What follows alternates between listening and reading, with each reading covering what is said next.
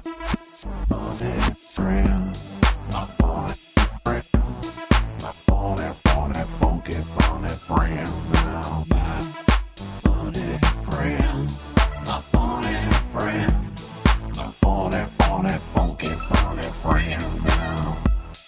Drew Harrison and Will Abeles. Hello and welcome back to the one and only My Funny Friends podcast. It is a blistery 82 degrees here in Nashville, Tennessee today. I've sweat through a shirt already. I have not gone outside yet. Drew has not gone outside yet, but you know what? Hey, exciting stuff, Drew. Let's kick this up. First off, let me introduce my second one and only, my second only, Drew Harrison. Hi, Drew. Hey, buddy. How you doing? Good. We are 1 month out from 1 month, buddy. How you feeling? Taping. You've been tearing up the road. You've been honing in the material. 1 month out. How does Will Abeles feel? Well, I did a show in Louisville last Friday, and that was my first real chance to run all of it. Okay. And I've never had a good show in Louisville. Yeah. So what are you over? What were you over? How many shows have gone bad? Just over 2. Okay. Over 2 and over 2.5. The one wasn't terrible, but it just wasn't great. Like everyone was just kind of too drunk to be at a comedy show. Why are y'all here? Yeah, it was this weird thing where it was Pride weekend, and the first half were the people that didn't want to go support the Pride Parade, and the second show were the people coming from the Pride Parade, and they were trashed. So it was two very different audiences. Wow. Yeah. So okay, that's why I say 2.5. Yeah, that's brutal. The cards were stacked against you on that one. Yeah. So I ran 50 minutes or so, dropped 3 jokes. 2 of them are like big jokes, like long jokes. I added a couple that I won't be doing in the special. I just was using them as like fluff. Did a little, like very little crowd work. So after that, I'm feeling very good. Now it's about sitting down, tagging some stuff up, and just figuring out the order, because that was one thing I haven't quite done yet. And now, are you running a grouper? Do you like? Yeah, because it just has to make some. Yeah, because I do stories, right? So it has to make some kind of sense. And that was the thing, as I was going through it, I was like, in my head, I'll be like, oh, that should have gone earlier. That should have been there. So I'm kind of figuring out, like, I'm blocking them. I'm like, okay, this section's Nashville, this section's New York, this section's family, this section's relationship, this is the end. Yeah, like, it has kind of a theme behind it. And now that I have the list written out, I can go back and go, okay, let's put here, put that there. And I think I have,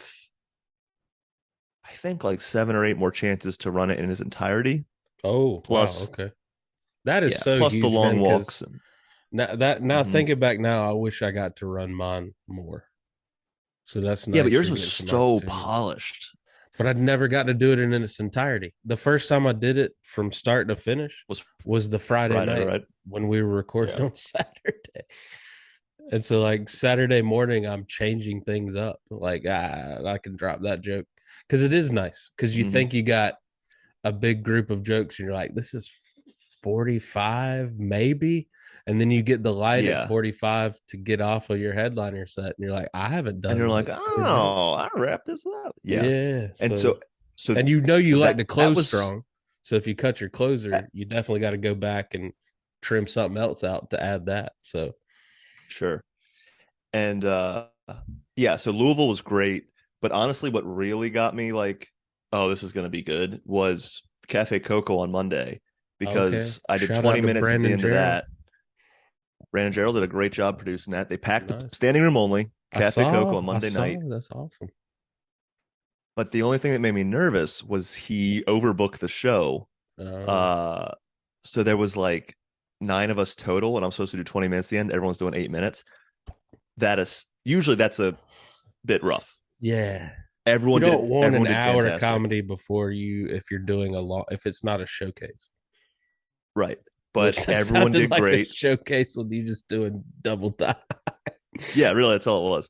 Yeah. But yeah, no, everyone did great. They had 3 comics from New Orleans who really mixed it up. Wow, okay. He actually did the lineup really well in terms of some of the local guys, mixing them in at the right spots. And it was fantastic. I actually had a fan there. Someone was wearing a Lataf shirt, which I didn't see because of the way the lighting was, but they reached out. So little things like that. I'm like, all right, I'm starting a little pumped about it. Universe nudging you a little bit, keep the ego hey, in buddy. Check. Yeah, right. We don't need.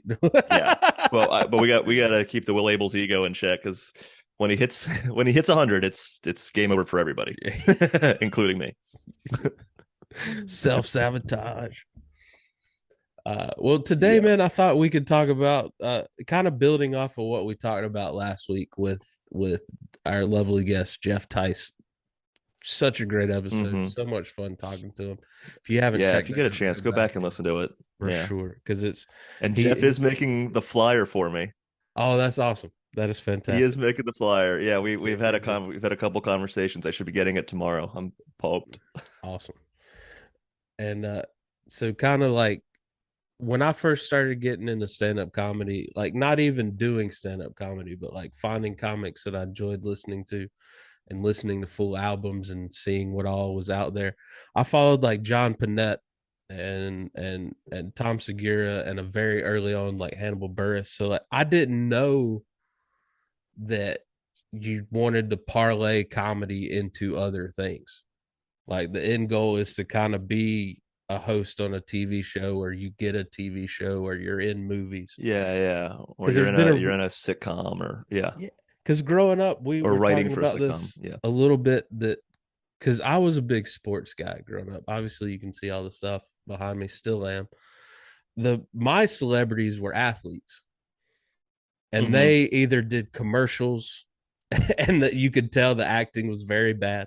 Because they're just doing their agent got them this, and they're trying to make some extra money, right? And then it became clothing lines and shoes. Yeah.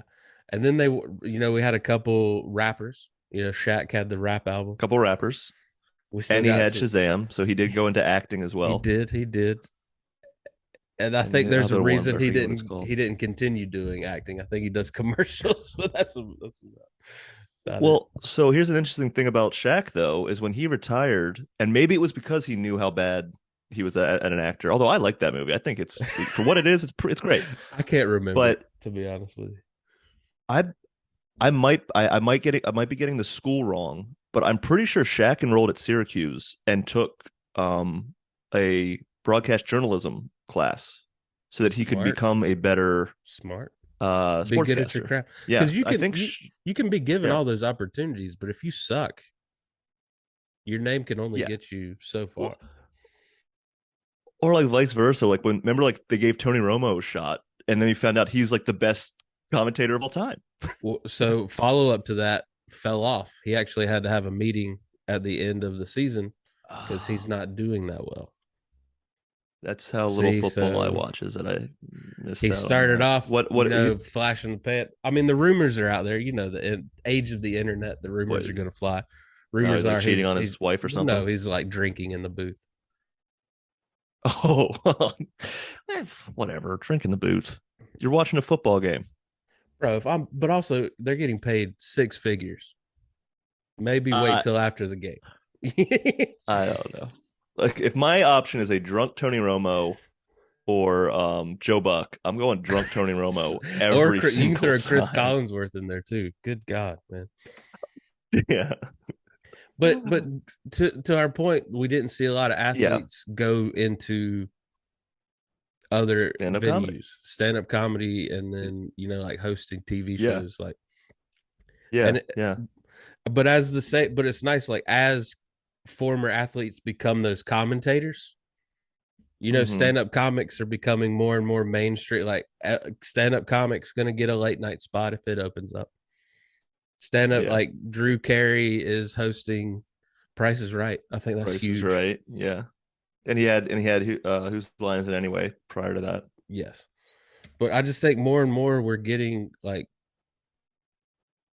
the comics are out there that those jobs wouldn't have gone to stand-up comics 20 years ago. Yeah, well, I think with like game show hosting, historically that's always been comedians, right? I mean, I don't know about Bob Barker being a That's what I'm saying. Like, comedian, I seem like all like those 70s game show hosts were like, they just found a guy that was good at being a game show host. yeah, and then the But comics were maybe on not 20 years ago, maybe 50 years ago. Yeah, like Hollywood Squares, that kind of stuff. Yeah. Whereas like they would have, but that was like everybody. But yeah, you really don't see. I mean, that was sort of like, well, I guess to your point, we're seeing, because we're seeing canceled actors now become stand-up comedians, but also reality like Ti stars, is trying. wrestlers. Yeah, reality stars. I mean, YouTubers, they're their own breed, obviously, but like Right. Ti is doing stand-up, right? And that was Yeah. something we talked about towards the end of last season. But yeah, you don't see any athletes coming out of, a 15-year career and going, I think I want to try. I think I want to try stand-up comedy. I think I want to get on the road. It looked like we had one there for a second. Blake Griffin was trying to do stand-up comedy. Oh, Blake was. I was in New York when he was doing that. Yeah. Oh, so did you ever get to see him? I never got to see him. I missed him once. Like, I forget what it was. Like, it was like I was on the early show, he was on the late show or something like that, and I just skedaddled as soon as my set was over. But I do remember like friends tagging him constantly, being like, "Just followed Blake Griffin," and but from what I remember hearing is he wasn't terrible, and like he seems like he's a charismatic personality. Like he's a naturally funny guy. Yeah. And it seemed like he was actually trying to put in the work a little bit of like writing and doing the thing. So it didn't bother me too much. But yeah, I forgot. Man, I would have completely forgotten about that. He kept, from what I saw, he kept doing it when he got traded to Detroit. But now he's playing for Boston. So I don't know. Do you like, you could speak like you've done Boston, like could like how would a Boston crowd respond to like an athlete getting up and doing stand-up?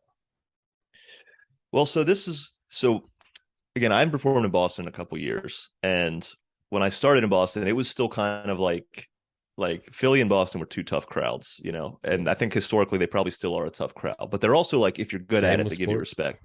Yeah. No, I mean, it translates very, very similarly.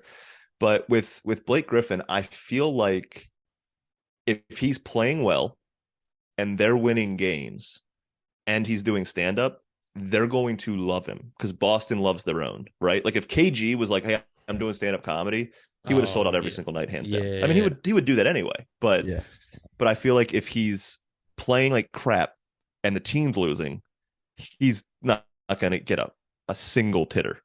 Right. Like it's going to be like, get back in the fucking gym. Like, go do some layups. What are you doing here? Yeah. So I don't think it even matters if he's funny or not. I think it matters on how the team's playing. Fair. And I mean, they're top of they're the heart of Boston again. They're top of the NBA. So yeah, like Nomar Garciaparra could go up to an open mic and get a standing ovation. Yeah. What happened to that guy? I hadn't seen him talk about, because I think he did the commentator thing for a little bit, but I haven't seen him in years. I don't know. I know he's married to Mia Hamm. I don't know if they're still married. But he was married to Mia Hamm. I forgot about that. You didn't see. So I would guess they're just doing the mom and dad just hanging out. Mia Hamm still pops up in a commercial every now and then. Yeah, she does. And then I think she does commentary for women's soccer, but I'm not entirely sure. I mean, she's the Michael Jordan of women's soccer. So yeah, a lot of the that winning team, they all kind of come around every World Cup and they do a lot of commentary, and I enjoy it. I enjoy hearing them again because they're like, yeah, this team's good, but we were the best. We were the best. There was a shirt when I would go to Chapel Hill and hang out and watch UNC basketball, and we caught a women's soccer game, and they used to have this shirt at the Shrunken Head Boutique, which is like the go-to sports merch place in Chapel Hill, that had the women's soccer championships on the back, and they won 14 out of 17. So when they didn't win, it was like, oops. Yeah. It's like national champion, oops, national champion. I can't speak for it currently, but when I was growing up and when my sister was playing for this club, Bethesda is a youth soccer program. Okay. They're a club team, and they were like the guys that I would play with. Like if they played at Bethesda, you were like, oh, this guy's good. But the women's division was like I forget like what the number was, but at some point, like on the women's national team, like 14 of them had come out of Bethesda. Oh wow, just a funnel system. Yeah, and my sister was pretty good growing up, but I think she played on the B team if I remember, and those teams were like insanely good. Like I would watch and I was like, oh my god, these girls are so good. So yeah, there was a point where, and I don't know if it's still like that because the sports becomes so popular, like 'cause at that time, if you just like focused, you could be like the best club team in the country, right? Because there was just, it is what it is. But right. Yeah, I do remember the Bethesda team having just like a ton of people on the U.S. women's national team. That's crazy, man. Like none of them are doing stand-up comedy though. So I was just saying, like, I tried to find it. Like, the only other thing I can see is, Brendan Schaub, who's an MMA fighter, who became a stand-up. Well, like, I can't find any other like athletes.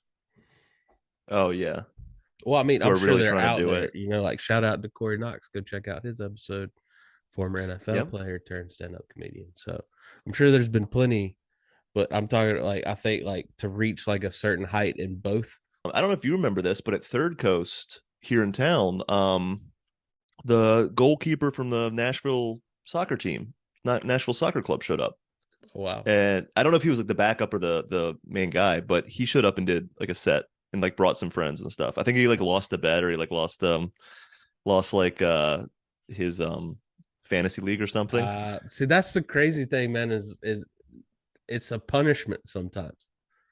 Like, but stand-up comedy can be so scary that if you can lose a bet to your friends and have to do stand-up. Yeah. And I feel like, because you're right, there's not a lot of athletes that I can think of off the top of my head. I'm sure there's some like former almost made it guys, like kind of like like Corey when he was talking about it. But I also think a lot of these, man. The football to the rugby to WWE, like wow. I didn't know most of it.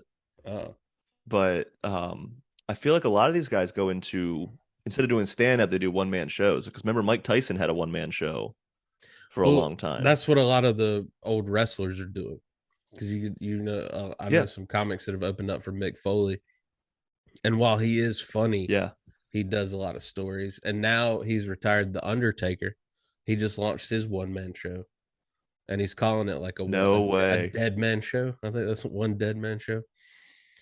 I would call it Dead Man Walking. Yeah, it might be what I don't know what he called. But he debuted it in Montreal at JFL last weekend. No, not even. It was a wrestling event. God, yeah. I mean, that would be beats all of us to JFL. Oh, that would make sense. I wouldn't be that mad about it. I wouldn't be that mad about it. When I kept going home to Hagerstown, like in 2018, 2019, and even now when I go down, one thing I was learning is that there's a lot of pro wrestlers in the area that are doing stand-up comedy, like Corey Bush and Tate Griffin and a guy named Nick Tide. And Nick Tide's like an older wrestler too, so he like was around it. Like I've looked some of their stuff up, and I'm like, oh, these guys are like guys. But that was an interesting conversation I had with them, and I don't know. I'm sure like with someone like the Undertaker, it's got to be very different.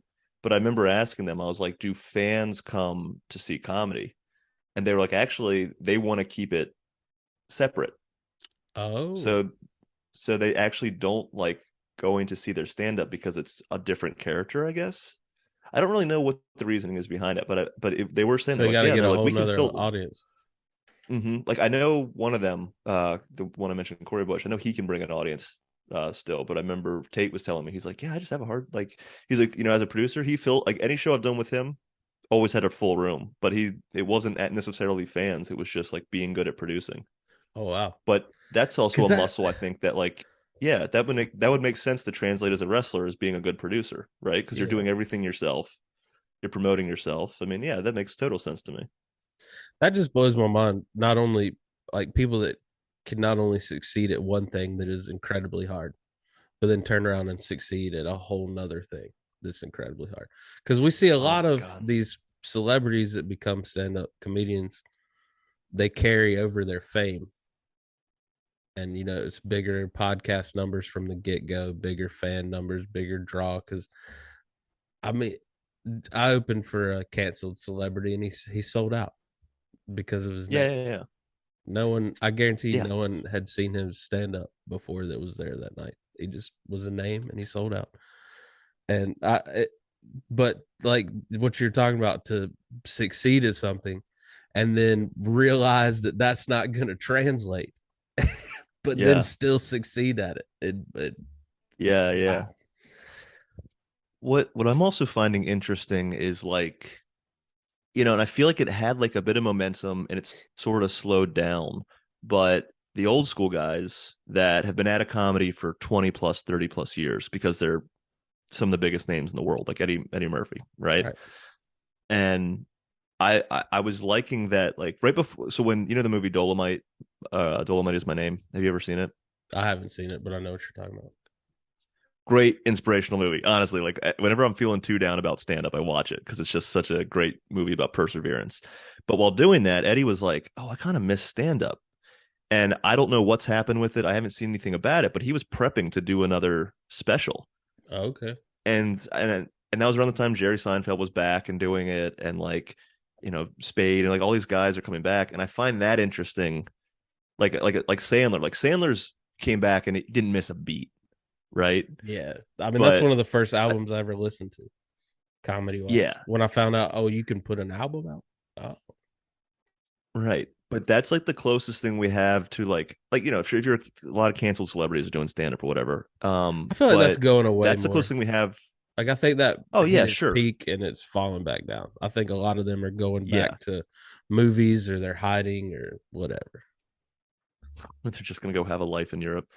But I feel like that's the closest to celebrities doing stand up that we're getting, like true celebrities, not like sure, there's a lot of reality show guys that are like they'll come and they'll sell out a room and then they'll go to the next city and sell out a room and then they don't come back, right? Yeah. But I feel like there's a lot like the celebrities are actually working, like formerly working comedians that are they're set on money and they're just like, I want to go back to my roots and have some fun. I mean, wouldn't that be a blast? I would love you become a a stand up act that people want to see. Then you translate that into another entertainment career, albeit a game show host or TV show host or actor in movies, or you get a TV show, and then you're sitting in your mansion one day and you're like, you know what? I'm bored. I haven't done stand up in like 20 years. Well, and like, so take like Jay Leno, who's touring again, and he's touring constantly. But like, if I'm Jay Leno, I have as much money as he has. I'm going back into stand up because I'm not grinding like I used to. I'm not on the tour bus. I'm taking my private jet, landing at Hagerstown's airport. I'm going to go do the theater. I'm going to get back in my private jet, and I'm in LA by the next day. Like, I was thinking about this the other day, because you set goals for yourself and you're like, I mean, I'm pushing 40. I'm not trying to do the futon run in my 40s. Like there's layers to this stuff. And there's one thing, like you said, going back into doing stand up and packing in your tiny little car and sleeping on your friends' couches to do shows in other towns for a couple bucks.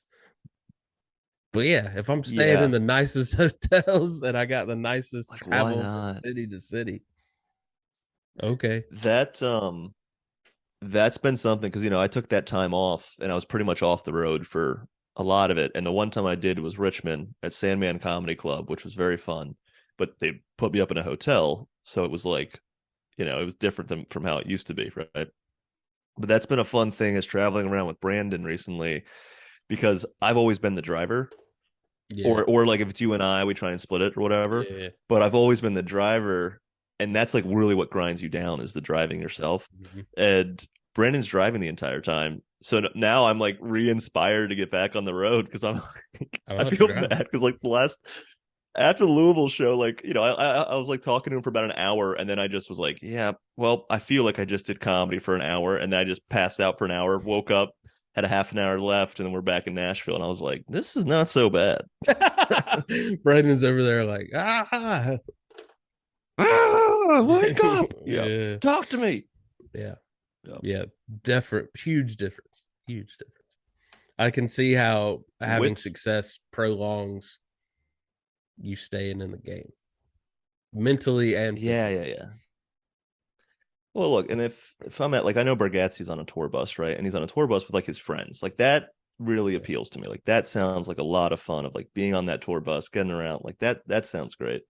What I was going to ask you is if you could pick athlete to do stand up, who would you like pay to go see? I mean, to be honest with you, I think Shaq could put together a pretty funny show. Like, I almost would like to see him and Barkley do like a 2-man thing.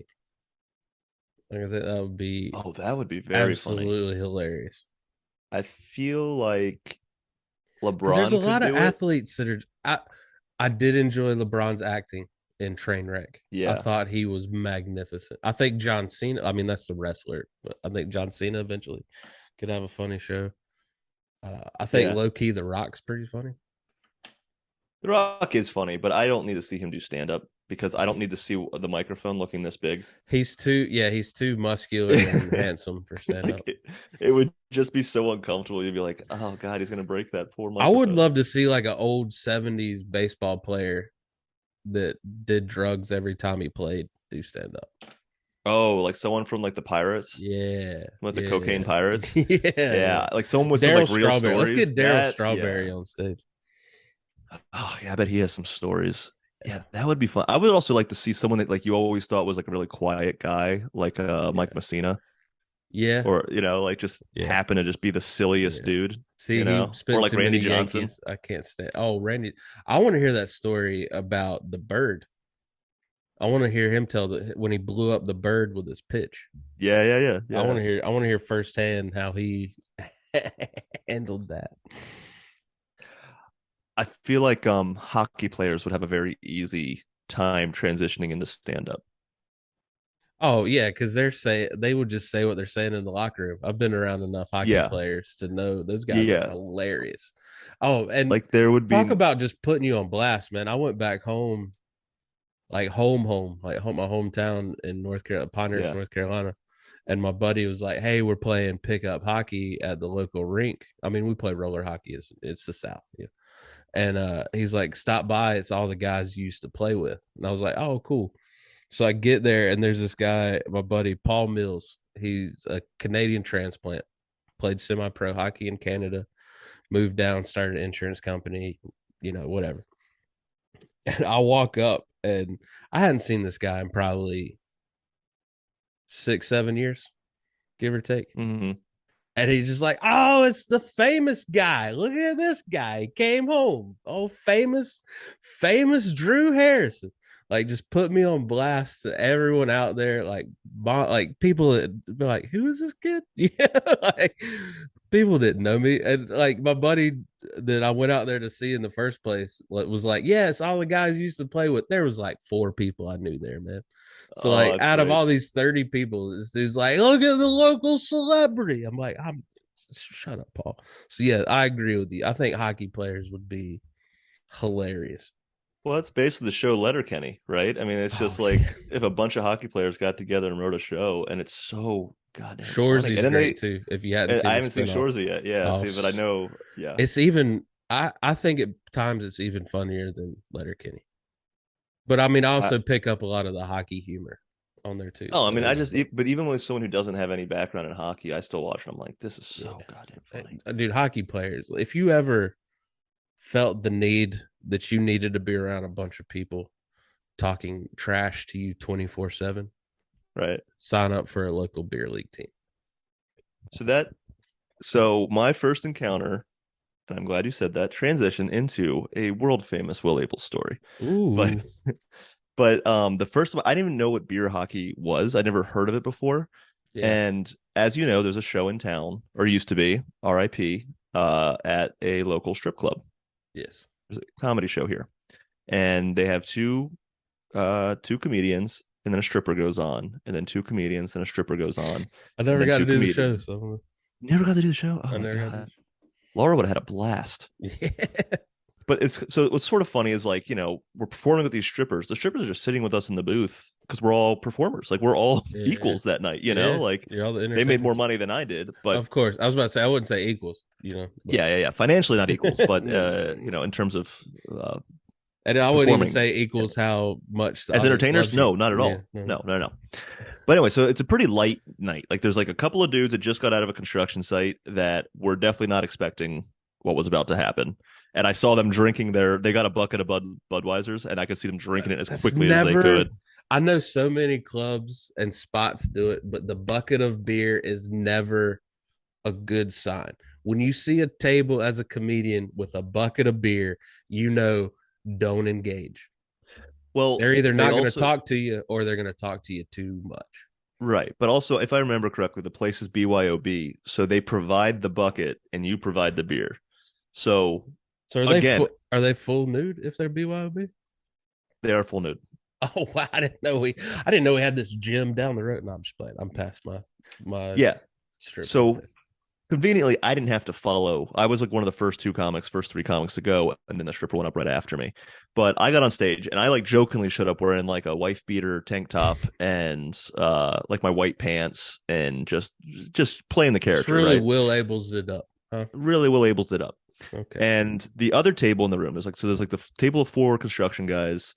There's a couple of like, friends of comics there, or whatever, a couple of random people.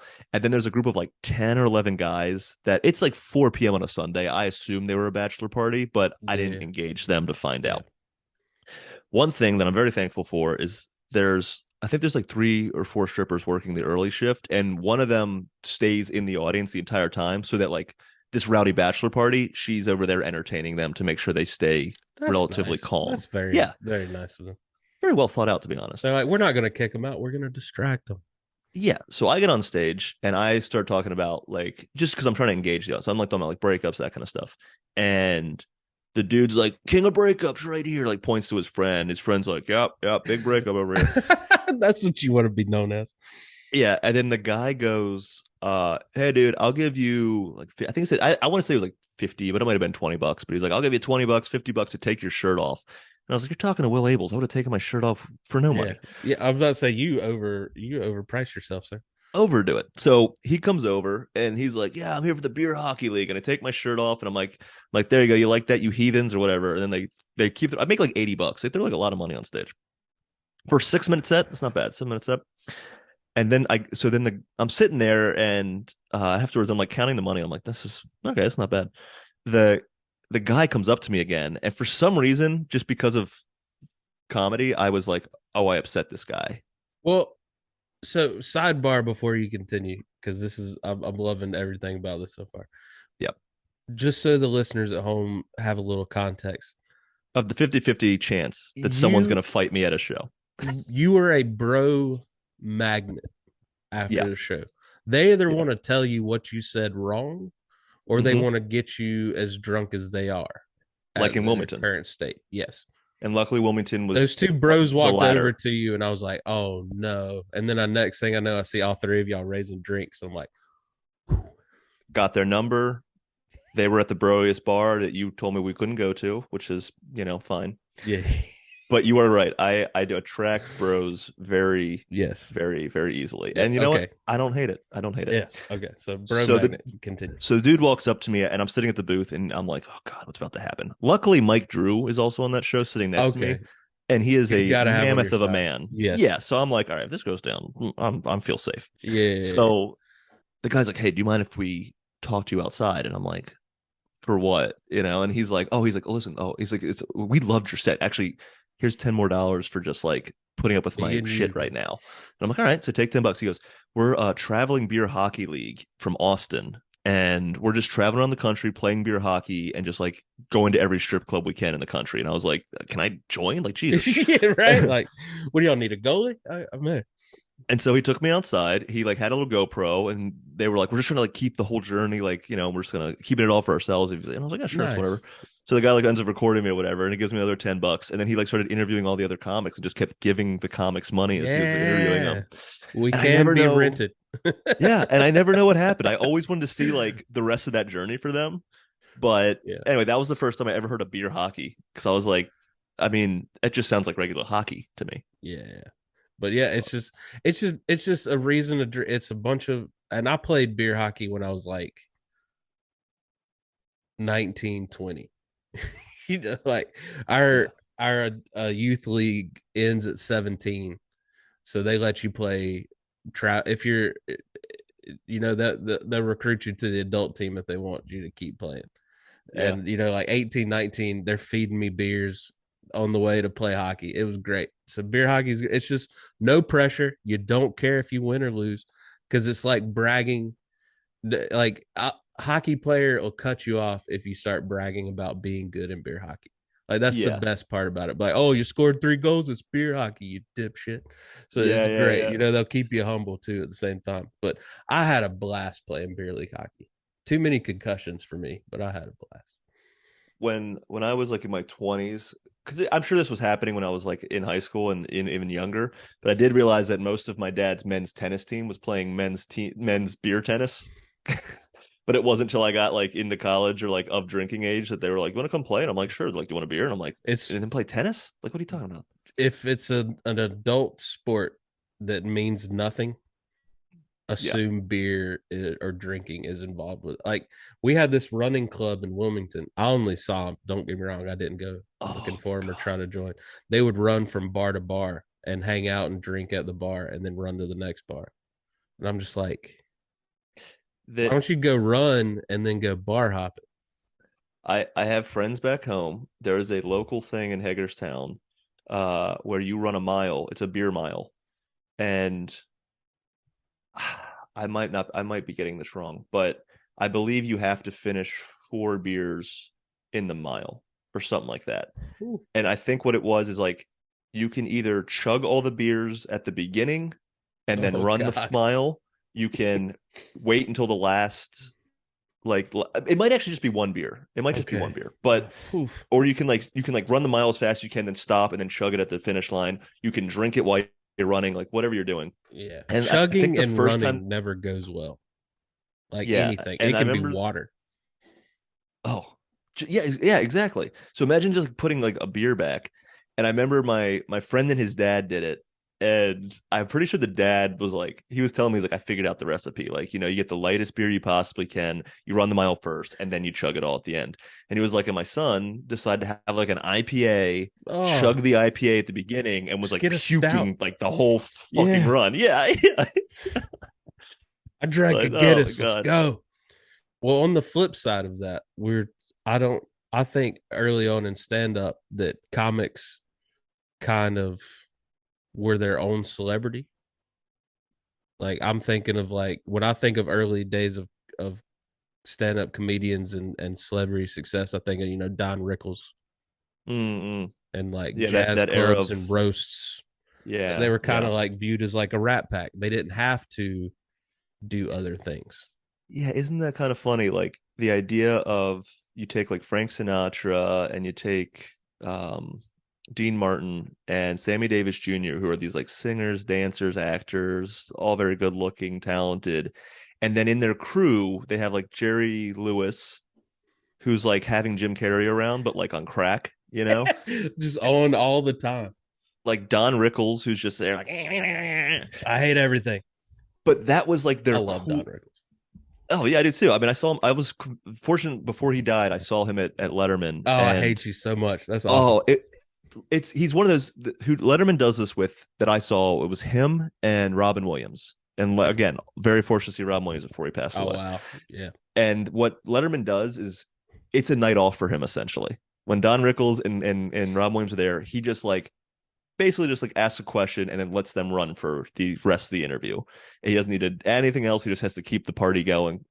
But I just think, could you imagine like, I guess like celebrity culture and stand-up does kind of blend. Like you take like a Pete Davidson, and he's hanging out with like some cool folk or whatever. But for the most part, you're not going to see like, like even in town here, like, I don't know. I can't think of who would be like imagine if like, I don't know, like Blake Shelton was just like, yeah, I just like hanging out with this comedian, Will Abeles.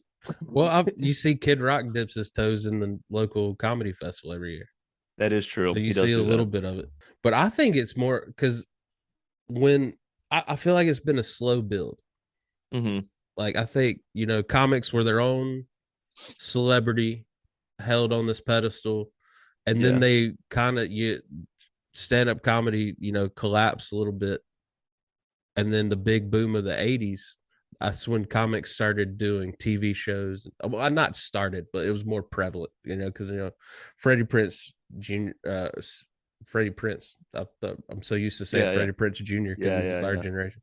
You know, like all those guys were on crossover success. But in the 80s, they kept them. I feel like they kept them at arm's length. They're like, yes, you're a comedian. Yes, you can be famous. Here's your movies. But I don't think like now we're seeing more of like the comics becoming leading men and leading ladies, like starring in their movies, and they can play like Jim Carrey has some serious roles under his belt. You know, Steve Carell's got serious roles on. Like, I don't think we saw that back in the 80s and 90s. You know, like comics got funny roles. Well, that was the big thing with Michael Keaton, right? Yeah, like that's what blew everyone's mind is like he was Mr. Mom. He was like, you know, a comedian. And then they were like, hey, by the way, you're going to be Batman. And everyone lost their damn minds. And to this day, he's still one of the best Batman. And that's what essentially ended his comedy career. Because he said, how do you go back to doing stand-up when you're Batman? Yeah. But the best, and that's another funny thing is if you look at Michael Keaton's career, you know, he hit a certain bubble at burst and no one would hire him for whatever reason because he's so good. And then he takes a back seat, does a supporting role on The Other Guys, which is a comedy, and steals reminded the show. How people love him. Yeah, I mean, like he's so good as the police captain, who's also the Best Buy manager. Yeah, and that was just kind of this like, oh yeah, Michael Keaton rules, and then he gets basically a movie about himself in Birdman, and it's been. I mean, I don't know if you've seen The Founder. He's fantastic. I mean, he's anything he does, he's good. He was the bad guy in one of the new Spider-Mans, right? Yeah, and he was great. Yeah, because I saw a scene of it. It was just been fantastic. And now he's back as Batman. So what are the odds that like comedy brings him? Yeah, I mean, brought him back. Well, that's funny. You said you brought up Michael Keaton because I had him on this list. I got a list thanks to the richest.com. These are actors, some actors that you might not have known did stand up. And Michael Keaton was on it because I, along with a lot of people, did not know Michael Keaton did stand up until that Comedy Store. Yeah. Came out. And I knew that before the documentary, but until I saw the documentary, that's when I realized like how funny he actually was, and that like they were like kind of like no, he was just like making it up on the spot. Yeah, it was incredible. Yeah, like a Rory Scovel type. That's crazy. Kind of, yeah, like an early Rory Scovel. Yeah. But Steve Buscemi did stand up. No way. Yeah, he said he did not do it well, but he did do stand up. He was in the 70s New York scene. But he was in all like Sandler's movies. You know, like he's in Mr. Deeds. Yeah. You know, I mean, it kind of makes sense now. Yeah. He was the homeless guy in Big Daddy. He'll always be the cousin on Sopranos to me that doesn't end well for him. I don't know why that's the role I always think. I don't know if I got that far into Sopranos to see that. Thanks for that. Sorry. You can assume most people like it hasn't been out for 30 years. Yeah. Right. Yeah, like, they all die. It's okay. It's like what happened on The Departed? Just 2 people make it out. All right. What do you want? It's not who you think. Ron Perlman was a stand-up before he was an actor. I could see that. I wonder if he was angry. I wonder if he did angry comedy. You ever come home and your wife? Yeah. I could see wife hasn't finished dinner. I can see him being like a Chris Porter type. Mm-hmm. Who else we got? Tom Hanks. I did know he was a comedian. I didn't know he was a stand-up. Yeah, he did stand-up. I know early on. Yeah, because I know early on he was doing a lot of like sitcoms, and he has the one show where, what's it called? Where he and the other guy were pretending to be women the entire show. But I don't remember what it's called. Yeah, I've never actually seen it. I just know that was like his like big break or something. But yeah, that makes sense to me because I knew he was a comedian early on. Because like Big is a comedy. Yeah, Turner and Hooch was a comedy. Yeah, and he's got in his serious movies he has that little comedy touch to it. Like how many funny moments were in Castaway? Yeah, right. Where he's just talking to a volleyball the entire time, which is basically like an open mic. Yeah. Simon Pegg, I can see that. You know, comedy that doesn't movies surprise me at all. But it's just funny he did stand up. Yeah, I would love to see him actually do the stand up. Right. Based on like what his movies are and what they've written together. Yeah. Kevin Spacey. Talk about canceled people. Kevin Spacey was a stand-up comedian? Kevin Spacey was a stand-up comedian. That would be interesting. Yeah, let me read what they said about him on this. Yeah, please do. Kevin Spacey is perhaps surprisingly one of the greatest mimics out there. His impressions of Johnny Carson and Jimmy Stewart are impeccable. His Carson imitation is so good that many believe he is the only choice to ever play the king of late night if a big screen biopic is ever made. This must be a little bit old because it doesn't sound like he's canceled yet. What I'm taking out of that is I'm surprised there's no biopic on Johnny Carson already, but I guess that's. What if it was in the works when all that went down? Who would you cast to play him? Johnny Carson. And I'm talking start to finish, all of his divorces, all of everything he did. So not just like I think could play it phenomenally, but he's done so much other things. I don't know if we could take it. Would Jim Carrey? Oh, that'd be a really good choice. I would be okay if they had like 2 or 3 people play him as it went through the years. Different years, yeah. Yeah. But Jim Carrey would be really good. Yeah. I just think he could nail his mannerisms. But you don't think he'd overdo it? There's a long list of people I think Jim Carrey could play, though. So that's probably not fair. I think Jim Carrey playing Rodney Dangerfield would be really cool. Yeah. Because he like came up with him, like he's open for him, and he knows like those little intimates, and he's as Jim's getting older, he's getting those deeper wrinkles, So I think he could. Do you think Tom Hanks could play Carson? No, I think he's too old. I think you need to get someone a little bit younger. Yeah, but I wouldn't watch it. You don't like Colin Hanks? I don't hate Colin Hanks. I just like never. I love Colin Hanks. Yeah, I don't have anything against him. I just never been like, oh, Colin Hanks is in this. Have you seen Pieces? What is it? Life in Pieces? No. Go watch Life in Pieces and see if it changes your opinion of Colin Hanks. I'm not saying anything wrong about Colin. I'm just saying he becomes more of a must see in your eyes. Okay. I would for Carson because there would be a lot of opinions on this. Yeah. Like I could see Letterman coming out and being like, "You guys chose the wrong person." Because you know what Hollywood would do is they're gonna choose like a Tom Holland. Yeah. Because that's the new thing, is like that's how you get your Oscar, is if you're in a biopic, right? Yeah. Like I don't know if you saw the Elvis one. It should not be nominated for any Oscars, but it is. And so I think how me and movies are, man. Yeah, well, that's true. But yeah, I would see Hollywood doing like a Tom Holland or something. But in reality, give me Tom Hardy as John Carson.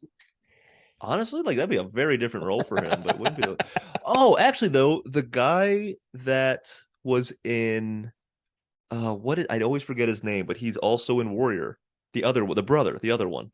It's a great actor, really diverse roles. He would be fun as Johnny Carson.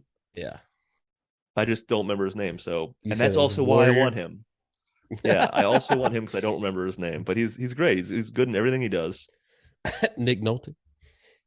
Yeah, it's Nick Nolte. Yeah, but Nick Nolte in that thing that they're going to use for Harrison Ford. No, I know you're talking about Joel Edgerton.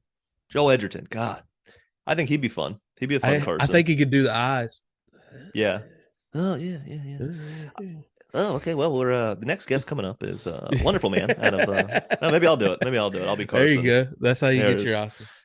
But that's also something that would be really fun, is who would play who, because you got to have everybody there, right? Yeah. Who's a comic that and it's got to be an older comic. Who's a comic that and you've watched them enough? Like if someone was like, we're making a movie about a comedian, you're the star, who are you playing? Oh, God. Well, I couldn't play, like the comics that I could say like I know in and out, I could never play them, I don't think. Yeah, I think I could do John Panette. Okay. I could maybe do... Say nay. I could do Shane Bianchi. I'm gonna play Shane. Well, that's a couple years before Shane blows up, and I'd have to be younger. Yeah, I'd have to be younger. But so that's the thing, is like I worship Gary Goldman, right? And I know all of his stuff, but he's 6'8". He's Jewish, and he has dark black hair. But that can you can get around all that. How are you gonna make? I guess you can feel. Come on, Hollywood magic, baby. Gandalf know. You know Hollywood magic. No. Who would I would love to play? And I think I could probably do it if I really put the time and effort into studying the mannerisms. Because I'm actually that is one of my rare talents that I don't utilize because it's weird because people love impressions. Yeah. But I can't do like a good voice impression for most people, but I can pick up mannerisms very well. Okay. See, so I can I might not get your voice right, but I'll get your cadence right. Yeah, see, I can do the cadence and the mannerisms, but like the voice will be close enough that you just kind of go with it. I just can't throw my voice like that. Yeah, see, I'm you hear this? It's one even. This is it. This is what you get. And I'm always blown away by people that can do actual voice impersonations. But before, how do you hear it? That you know what I mean? Right. Like that's what I've always understood is obviously you hear yourself differently than other people hear you. Yeah. So how do you hear it? That correlation between what you're hearing and what people are hearing when you're matching your voice to someone else. That's the roadblock I can't get past. Well, and I also feel like before I say what I was going to say, but I feel like that was sort of a problem with Jay Pharoah at SNL in that Jay Pharoah is an incredible voice impressionist, but he doesn't act and he doesn't really capture the mannerisms. So like when you have old SNL where like Dana Carvey's playing every president or whatever it is, those guys did the voice, but they also embodied them, and I feel like Jay Pharoah didn't have that. Yeah, like I feel like Jay Pharoah didn't have that extra step to. I think also, that's what Austin or Ari Spears had. He could do the like that video of him doing Jay-Z and Snoop Dogg and LL Cool J. You see him switch into the character. Yeah, exactly. But before I get too sidetracked, I would love to have the chance to play Steve Martin. Oh, wow. Yeah. That would be if I could have a dream role and a dream, it would be Steve Martin that is like that. So I would say when I first started comedy, Gary Goldman was the first comedian I saw that I went, oh, that's sort of how I want to do comedy. That's how I want to write. That's like, and I just saw the way he did it. And I was like, I don't want to do crowd work. I want to write stories. But he also we're very, very different. Like I'm almost strictly a storyteller and Gary's like, he sees the world in such a different lens. He does. But Steve Martin's book and then just listening to all of his albums and all everything he's done, watching The Jerk, everything, that was like the first comedian that I was like, this is the career I want to have, and I got you. Very different, but I worship Steve Martin. And he is just my all-time favorite of anybody. I think it'd be to me that's Brian Regan, what you just described. Yeah. So I think it'd be like I don't think I could pick up like that. He does a lot of like. You know what I think you could do because your voice I think matches, but all we'd have to do is get you on a ton of cocaine. Okay. But I think you could do Sam Kinison. Okay. Yeah. So I had a beanie the other day. I was wearing a beanie and I went up and I don't feel like anyone got the reference. But I was like, someone's probably like, who let Sam Kinison's hipster son up here? They're all like, who the fuck is Sam Kinison? Yeah. Yeah. Isn't that funny that he's becoming we're like the last comedic generation. I mean, I'm sure there's younger guys that are students of comedy that they obviously know Sam Kinison and Hicks and everything. But I've never read about someone's death and been like gotten goosebumps more than when he looks up if y'all get a chance, read you can find it anywhere on the internet. You can find just the account of people that were around him when he died. It'll send goosebumps down here. It's crazy. Yeah, that's definitely worth checking out. That always trips me out, man. Like that, we'll have to do a whole episode because I got a bunch of stuff on comedics take on the afterlife and things like that. Now a lot more mainstream with stuff like that show Uploaded, where you upload your conscious to the internet and you just live forever through that. So I think there's a lot of stuff comedians have touched on. Like, I think it'd be a fun episode to dig down. Yeah, I think so. I was nervous. You were saying I want to talk about comedians that died too soon, and I was like, well, what are we gonna do? Like we're doing like a 6-episode series? Like Jesus. But on that, I actually recently heard that maybe someone killed Chris Farley, and oh wow, and I was like, who would want to kill Chris Farley? And there's no way he knew anything about the government. Yeah. every account from Chris Farley. If anything, like someone he was partying with robbed him and killed him. Like that could be the only thing. Sure, if you told me that, and they put more drugs in him to make it look like an OD, sure, I would believe something like that. But just from every account that Sandler says and Mike Myers says and Spade says, people couldn't save him. They couldn't save him. They just kept saying like, and he knew it, and he knew they couldn't save him, and he just couldn't get out of his own way, and it's unfortunate, and it's a cautionary tale for anybody, really. Yeah. And his cautionary tale was Belushi, but do you think direction, Kevin James has as big a career if Farley sticks around? I think he would have to do something a little different. I love Kevin James' first stand-up special. Yeah, I think he's fine. I mean, I've never really thought that the two of them were equals. I've always considered them very separate entities. I just felt like he kind of slipped in that role. Well, he also went straight into TV, whereas Farley was already doing movies. Right. I'm just thinking these Adam Sandler. Like Adam Sandler's movies? Do you think like... Because Kevin James isn't in Happy Gilmore. He's not in Billy Madison. Fair. But I was thinking maybe Chris Farley got even bigger than that and wasn't even in the Adam Sandler movies because he's still doing, Tommy Boy 7 or something. Oh, I know. I mean, I feel like Chris Farley would have had a similar career to Mike Myers, where it was like there's like a 10-year period where it was just like whatever you do is gold. Those 90s comedies, man, they're just untouched. Well, and then Shrek. I mean, Shrek is... but Chris Farley was supposed to do Shrek. That's devastating to find that out. Yeah. So I guess I think Chris Farley could have become... I mean, but he was already like, that's kind of crazy is like, we were so young. Yeah. We didn't realize how big Chris Farley actually was. I just loved his movies. I love Tommy Boy. I love Black Sheep. Beverly Hills Ninja. Yeah. Oh, man.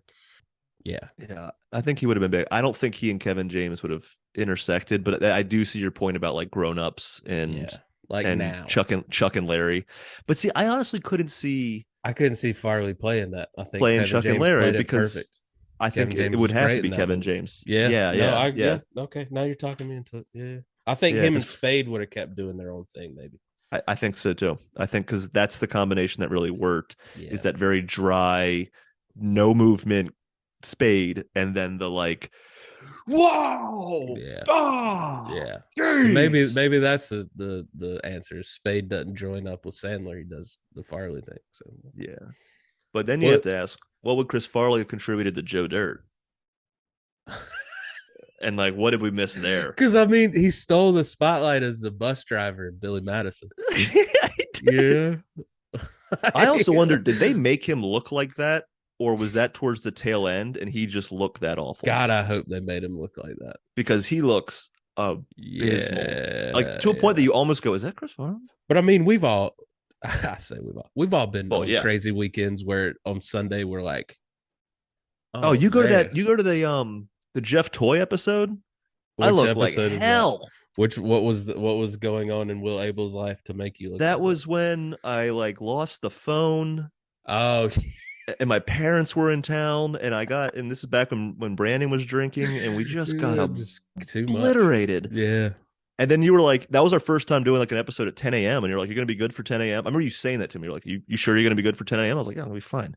And then I remember like, thank God that was a episode where Jeff just did all the talking because we just had to hear this hour and 40 minute story he had. Oh my God, dude. And this was like me being hungover and watching a comedy, like just turning on TV and like drinking water and having a coffee. I got to do that. Instead, it was Jeff's story about the Chappelle stuff. Well, that's funny. I mean, great segue, because that's what made me think, like, that was my introduction into comedians getting bigger things, is the Chappelle show. Because Killing Him Softly is one of my favorite specials of all time. Like, I've watched that probably more than any other special. And then to see him get a TV show on Comedy Central when Comedy Central was Comedy Central. Yeah, it was peak. Yeah. It blew my mind. I mean, I would say Comedy Central, like, that's what's funny. I said Comedy Central was at its peak, but I mean that as like content that was worth watching. Because stand-up specials on Friday nights. Yeah, stand-up specials. They were showing old episodes. Half hours. Yeah, like Late Night with Conan had episodes on it, and like sure they've still done great shows like Broad City and Workaholics and stuff like that. But it's just not really like Comedy Central the way we knew it. Yeah, and those shows were boosters for comedians. Yeah, like, exactly. hey, we got a show.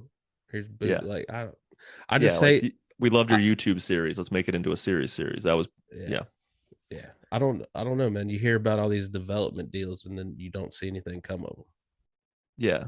But Chappelle's also kind of going back to the old guys coming back and doing comedy again. And like obviously Chappelle's become a bit controversial, and I personally do not watch him as a stand-up comedian. I watch it as a one-man show, kind of like, I just haven't personal. watched it in a while.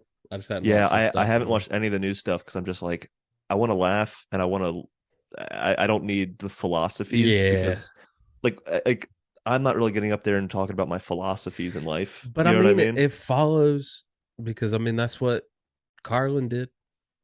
Oh yeah, no, look, and like I tracks. completely understand. It's just but Chappelle saying stuff we just don't want to hear. Right, and whether you like him or not, Bill Burr's doing philosophy, but he's also saying funny stuff as hell. Don't, but also, but people, he still has a group of people that are very upset with what he's saying. Same as back in the 90s, people, Yeah. Carlin had trouble. People didn't like what he was saying. Yeah, I know. So you do look at certain things and you go, well, like I struggle with that all the time, man, where yes, I want comics to do better and not talk about things that upset people and hurt people. Mm-hmm.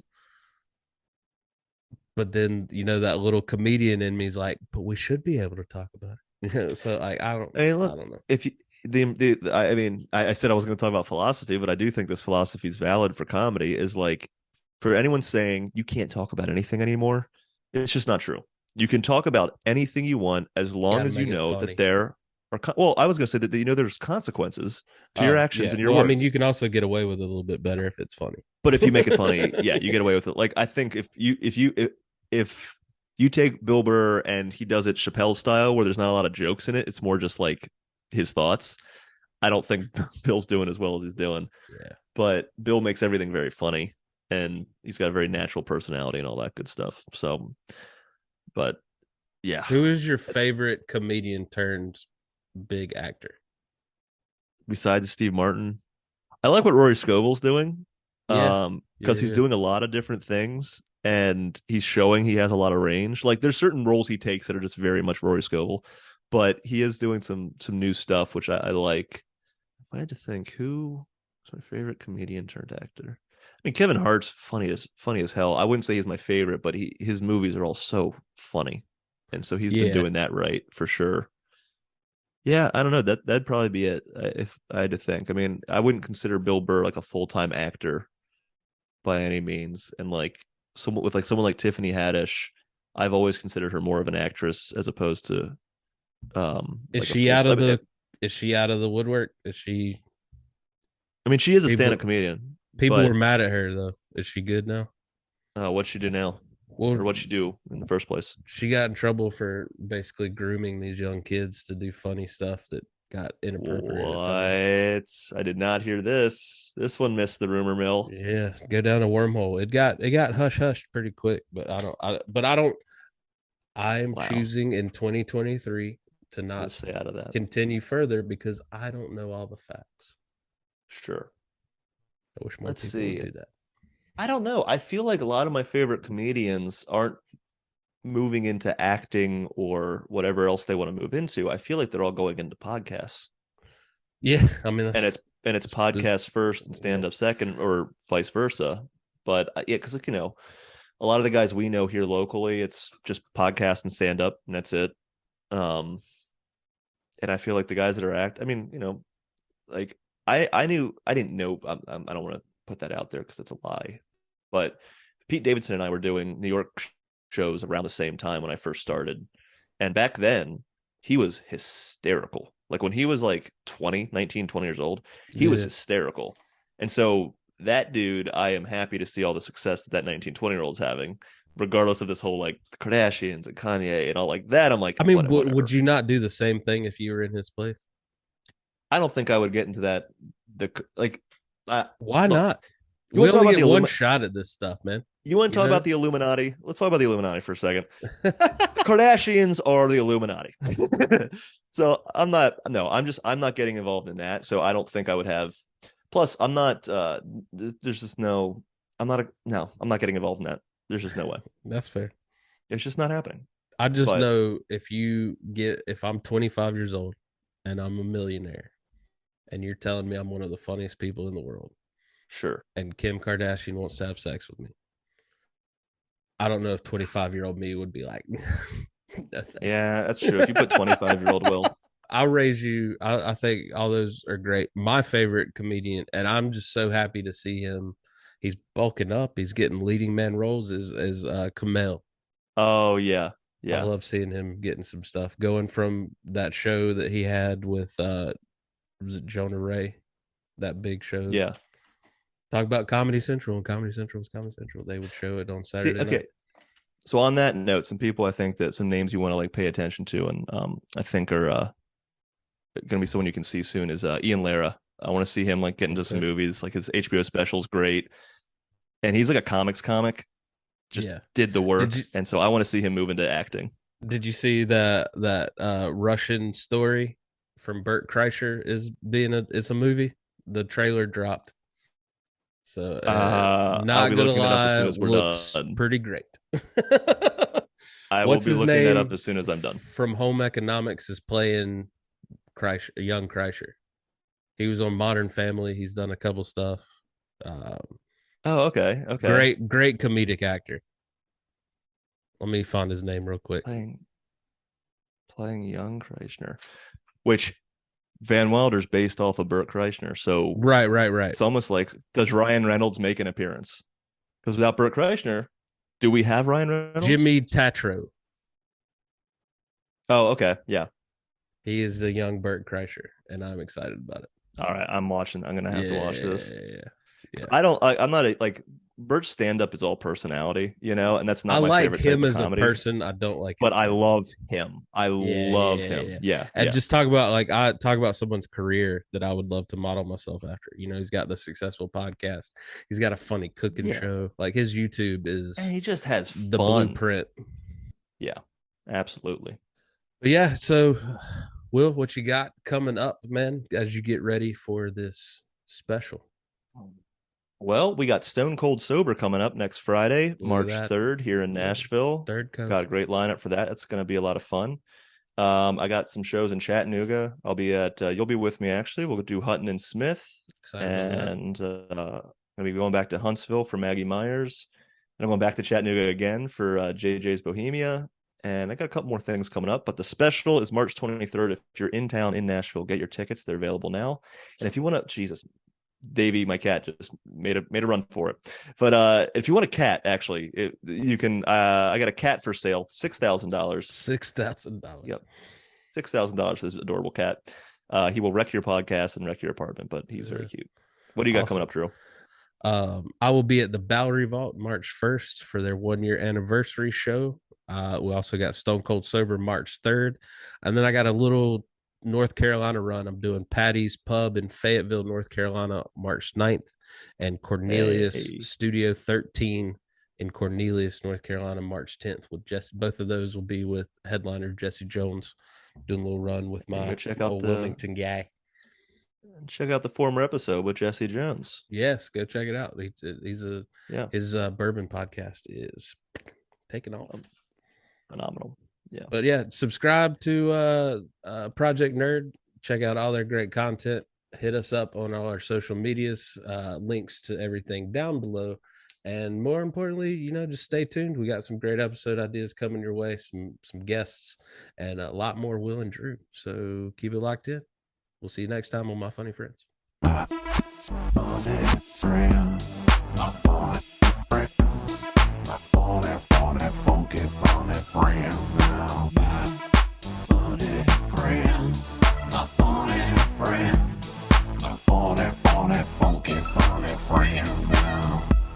Did Project Nerd make that?